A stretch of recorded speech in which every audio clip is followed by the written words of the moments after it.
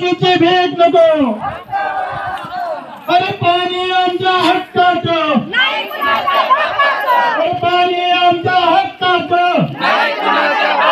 अरे कोण म्हणतो देणार नाही, घेतल्याशिवाय जाणार नाही. अरे कोण म्हणतो देणार नाही, घेतल्याशिवाय जाणार नाही. अरे ग्रामसेवक म्हणतो देणार नाही, घेतल्याशिवाय जाणार नाही. अरे ग्रामसेवक म्हणतो देणार नाही. घेतल्याशिवाय जाणार नाही.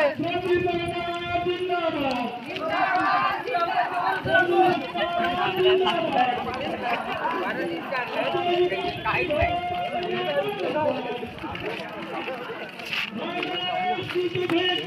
नमस्कार प्रेक्षको, आपण बघतोय मशाल न्यूज. आज विक्रमगड तालुक्यातील सुकसाळ या ग्रामपंचायतीवरती श्रमजीवी संघटनेने मोर्चा आणलेला आहे. नमस्कार डोले साहेब, आज आपण या ठिकाणी श्रमजीवी संघटनेमार्फत सुकसाळ ग्रामपंचायतीवरती मोर्चा काढला. नेमका या मोर्चाचा उद्देश काय आहे, हेतू काय आहे, याबाबत सविस्तर जी माहिती आहे ते आमच्या प्रेक्षकांना आपण सांगावे. आजचा हा मोर्चा श्रमजीवी संघटनेचे तालुकाध्यक्ष मंगेश भाऊ काळे यांच्या नेतृत्वात आपण सुकसाळा ग्रामपंचायतीवरती काढलेला आहे. देशाला स्वातंत्र्य होऊन 77 वर्ष झालेले आहेत आणि आजही आणि संविधानाला 75 म्हणजे महोत्सव आपण साजरा करतो.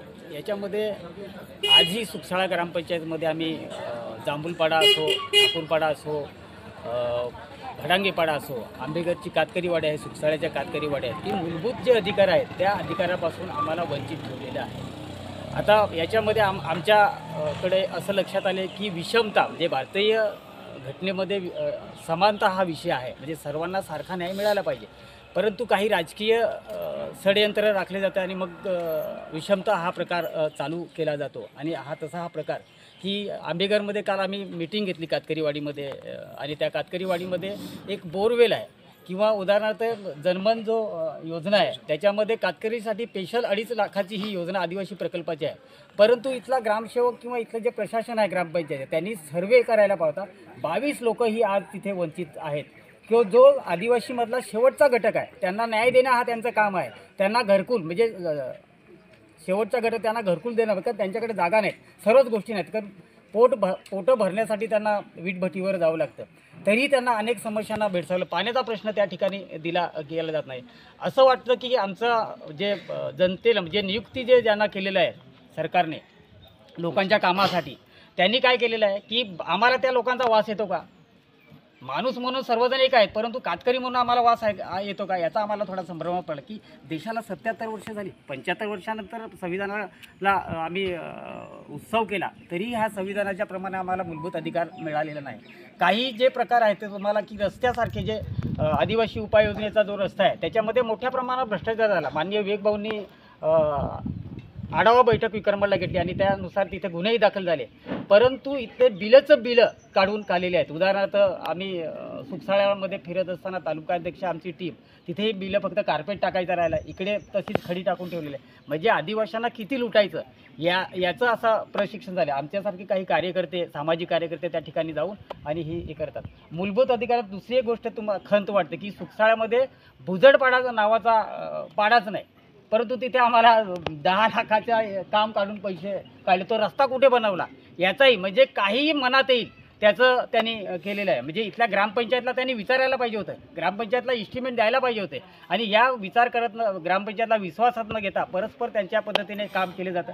आणि महत्त्वाचा विषय तुमच्याकडं सांगतो की सुकसाळा ग्रामपंचायत, खुडेत ग्रामपंचायत, साखरा ग्रामपंचायत अशा 4 ग्रामपंचायत आहेत. याच्यासाठी जीवन प्राधिनिकीकरण ही योजना आहे आणि ही 2022ला मंजूर झालेली आहे. या 22ला मंजूर झाल्यानंतर ही 45 कोटीची योजना आहे. परंतु आम्ही गावपाड्यामध्ये आम्ही मंगेश भाऊ आमची टीम गेली, तिथे विचारलं तर ही योजना काय आहे, फक्त पाईप खोदून ठेवलेले आहेत आणि याच्यावरती 9.5 कोटी रुपये काढून काय वापर खर्च केलेला आहे. परंतु याच्यात मुलातच की याचं काम करताना पाण्याचा स्रोत म्हणजे टाकी बांधून नंतर त्यांनी काम करायला पाहिजे. यांनी काय केलं, नळ टाकलेले आहेत, टाक्या बांधलेत. म्हणजे आमची लोक जी आहेत, जी आदिवासी लोक आहेत, त्यांनी फक्त हवा खाऊन राहणार आहेत का? तर आमची ही मागणी आहे. म्हणजे याच्यात आम्हाला या मोर्चात पाण्याचा स्रोत उपलब्ध करून न देताच काम सुरू केलेलं आहे. हा, पाण्याचा स्रोत उपलब्ध न करता त्यांनी परस्पर काम केलं. गंभीर विषय आहे, चुकीची बाब आहे. तर अशा पद्धतीने हे जे प्रशासनाने चालवले म्हणजे आदिवासी लोकांच्या टालीवरची ही केंद्राची योजना आहे आणि कसे पैसे खायचे हे आम्हाला त्यांच्याकडून म्हणजे समजतं की त्या पद्धतीने काय करायचं. त्यांनी त्या ठेकेदार स्वतः आणि इंजिनियर आला होता एका प्रतिष्ठित माणसाकडे जाऊन की आम्हाला रिवाईज इस्टिमेट परत काढून द्या, म्हणजे आमची योजना बोंगळली तरी चालेल.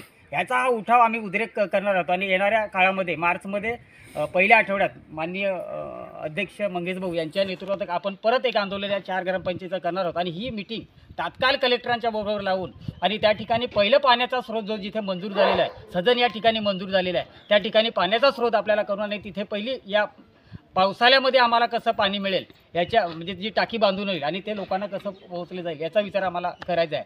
तर ही जनता त्यासाठी आम्ही त्यांना सांगणार आहोत की आपल्याकडं कशा पद्धतीने बट्ट्याबोल केलेलं आहे यासाठी ह्या मूलभूत अधिकारांसाठी आम्ही ह्या सुखसाळा ग्रामपंचायतीवर आलेलो आहोत. धन्यवाद. एकंदरीत विचार करता मूलभूत हक्क हे सर्वांना मिळायलाच हवेत.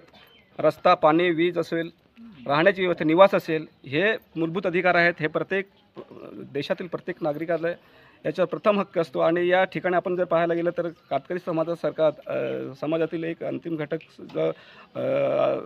जो ज्याला मानलं जातं, जो अतिशय थोडासा मागासलेला विषय मानला जातो, तर अशा घटकाला सुद्धा या ठिकाणी निवासाची व्यवस्था असेल किंवा रस्त्याची व्यवस्था असेल किंवा पाण्याची व्यवस्था असेल यापासून वंचित राहावं लागतं आणि याला कुठेतरी वाचा फोडावी या हेतून या ठिकाणी श्रमजीवी संघटनेच्या माध्यमातून या ठिकाणी हा सुखसाळा ग्रामपंचायती मोर्चा आणलेला आहे आणि या मोर्चाची प्रशासन दखल घेईल अशी आशा बाळगतो.